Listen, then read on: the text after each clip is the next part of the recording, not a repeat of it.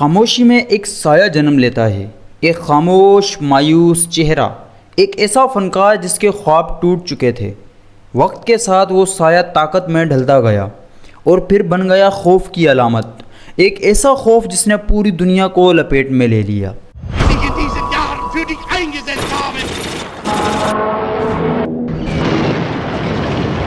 زبان پر امید کا وعدہ، مگر قدموں تلے بربادی کی گونج تھی۔ لاکھوں لاشیں خاموش گواہ۔ یہ صرف ایک عامر کی نہیں بلکہ انسانیت کی گمشدہ بصیرت کی کہانی ہے، ایک عام شخص سے تباہی کے مہمار تک کا سفر، ایک ایسا سفر جسے سمجھنا آج بھی ضروری ہے۔ تو میں ہوں صدام حسین اور آپ دیکھ رہے ہیں بھائی جانس تھیوری۔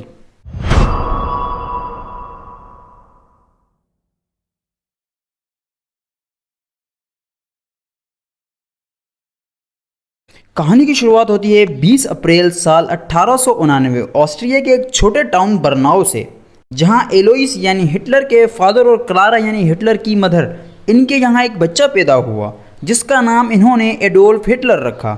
ہٹلر کو بچپن میں بہت مشکل کا سامنا تھا کیونکہ ہٹلر کے فادر ایلوئس کسٹم سروس میں کام کرتے تھے اور ہٹلر کی مدر بھی کچھ خاص نہیں تھی۔ انہی چیزوں کی وجہ سے ہٹلر کو پڑھائی میں کافی مشکل کا سامنا تھا، اور پھر کچھ ٹائم کے بعد ہٹلر کے فادر ایلوئس کی 3 جنوری 1903 میں ڈیتھ ہو گئی۔ ہٹلر اس ٹائم صرف 13 سال کا تھا۔ فادر کی ڈیتھ کے بعد ہٹلر اپنی ماں کے ساتھ آسٹریا کے کیپٹل وائنا میں شفٹ ہو گیا۔ پھر وائنا آنے کے بعد اس کی مدر کی بھی 21 دسمبر 1907 میں ڈیتھ ہو گئی۔ ماں کے جانے کے بعد ہٹلر کی ساری امیدیں ٹوٹ گئیں جو اسے وائنا لے کے آئی تھیں۔ ان سب کے باوجود ہٹلر نے اکیڈمی آف آرٹ میں 2 دفعہ اپلائی کیا۔ ہٹلر کو آرٹسٹ بننے کا بہت زیادہ شوق تھا، لیکن وہ دونوں دفعہ ریجیکٹ ہو گیا۔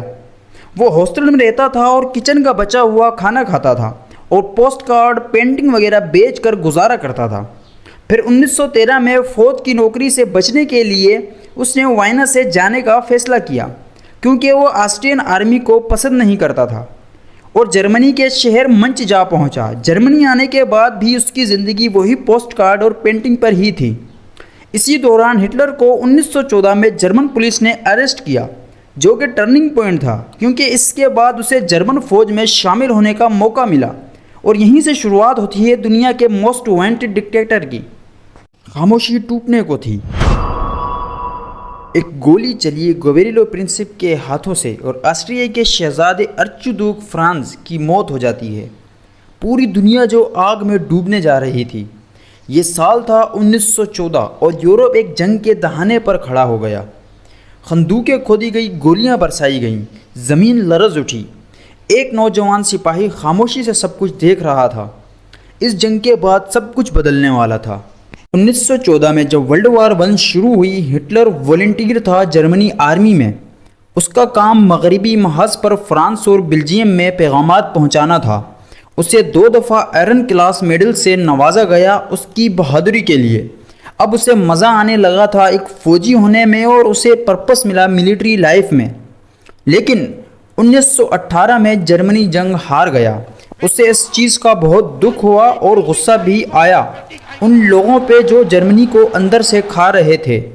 جنگ کے بعد اس نے پولیٹیکل انفارمیٹ میں کام کرنا شروع کیا اور 1919 میں اس نے ایک جاسوس گروپ میں حصہ لیا جس کا نام جرمن ورکر پارٹی تھا۔ پارٹی جوائن کرنے کے بعد اپنی پاورفل اور قوم پرستی جیسی اسپیچ سے لوگوں کو اٹریکٹ کرنا شروع کیا، جس میں جیوز کو مین اینیمی کے طور پر دکھایا گیا۔ اپنی قوم پرستی کی وجہ سے اسے پارٹی میں اچھے عہدے ملے۔ پھر اس نے پارٹی کا نام چینج کر کے national socialist German worker party اور نازی پارٹی رکھا اور اپنا ایک سمبل بھی بنایا۔ اس کے بعد ہٹلر نے بڑی بڑی ریلیز، نفرت سے بھری ہوئی اسپیچز اور جیو کمیونٹی کے خلاف پروپیگنڈا کی کیمپین چلائی۔ اس وجہ سے ہٹلر کی فالوئنگ بڑھنے لگی، خاص طور پر سولجرز، قوم پرست اور وہ لوگ جنہیں غصہ تھا جرمنی کے ہارنے کا، سب ہٹلر کو فالو کرنے لگے۔ پھر 1921 میں ہٹلر نے جرمن پارٹی کے لیڈر کو ڈرا دھمکا کر استعفیٰ دینے کا کہا اور اس نے ہٹلر کی طاقت کو دیکھتے ہوئے استعفیٰ دے دیا۔ اب ہٹلر نازی پارٹی کا لیڈر بن چکا تھا۔ پھر 1923 میں اس نے منچ میں کو کر کے وائمر کی حکومت گرانے کا سوچا اور ہٹلر کا کو فیل ہو گیا۔ ہٹلر کو اریسٹ کر لیا گیا اور اسے جیل میں ڈال دیا گیا۔ 1924 جیل کے اندر 9 مہینے میں اس نے اپنی قوم پرستی اور جرمنی کے فیوچر کے اوپر ایک کتاب لکھی، مائن کمف کے نام سے، یعنی میری کوششیں۔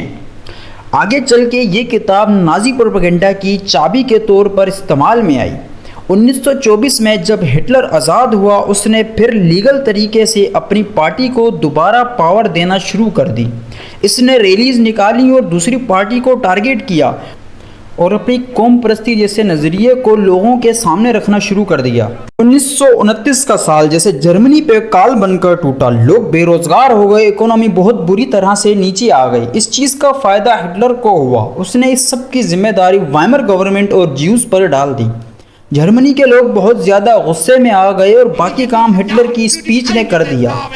جہاں 1930 میں نازی پارٹی کو صرف 18.3% ووٹ ملے تھے، وہیں 1932 میں نازی پارٹی جرمنی کی سب سے بڑی پارٹی بن گئی۔ جنوری 30، 1933 ہٹلر کو جرمنی کا چانسلر بنا دیا گیا۔ چانسلر بننے کے بعد اس نے اپنے قانون بنانا شروع کر دیے۔ دوسری اپوزیشن پارٹی کو بین کر کے جرمنی کو ایک پارٹی یعنی نازی اسٹیٹ بنا دیا۔ کمیونسٹ اور سوشلسٹ ورکر کو اریسٹ کرنے کا حکم دے دیا۔ میڈیا اور ایجوکیشن کو نازی پروپیگنڈا کے کنٹرول میں لے لیا گیا۔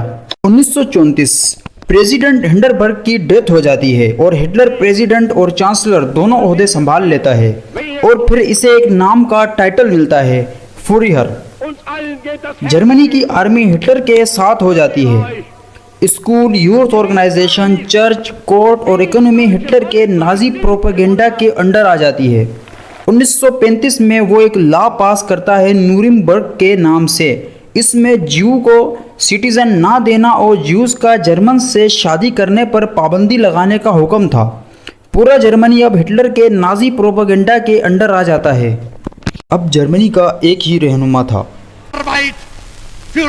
اور اس کے خواب صرف ایک قوم تک محدود نہ تھے۔ ہٹلر کی تقریریں اب صرف وعدے نہیں تھیں، وہ اب منصوبہ بن چکی تھیں۔ میدان جنگ ابھی خاموش تھا، لیکن فضا میں بارود کی بو آ چکی تھی اور تاریخ سانس روکے آنے والے طوفان کا انتظار کر رہی تھی۔ یہ صرف شروعات تھی، اصل تباہی ابھی باقی ہے۔